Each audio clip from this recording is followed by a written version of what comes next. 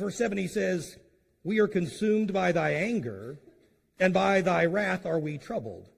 Thou hast set our iniquities before thee, our secret sins in the light of thy countenance. So what is this sudden shift from the swiftness of time to the sinfulness of man? What's the connection here? As I'm reading through this and studying, it occurs to me this is what he's getting at. Sin robs us of life.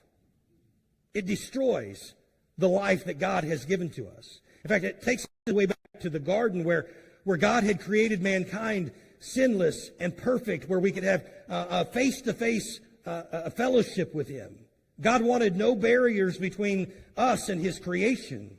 And we were able to, Adam and Eve were able to have this personal relationship with him. Like one day we'll get to experience again, but nobody else has ever had that kind of a relationship with God.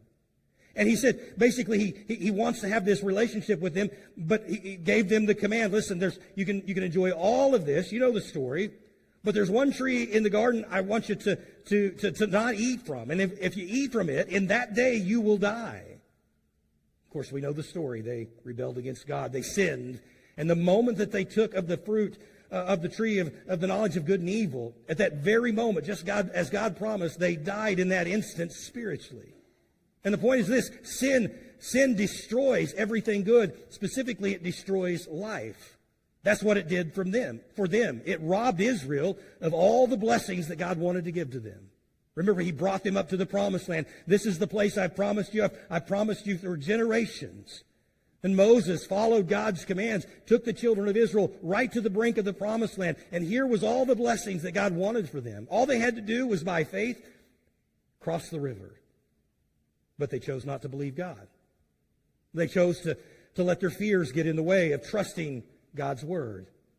And as a result, Numbers 14 says, God said this, doubtless ye shall not come into the land, concerning which I swear to make you dwell therein, save Caleb and Joshua, because they had faith.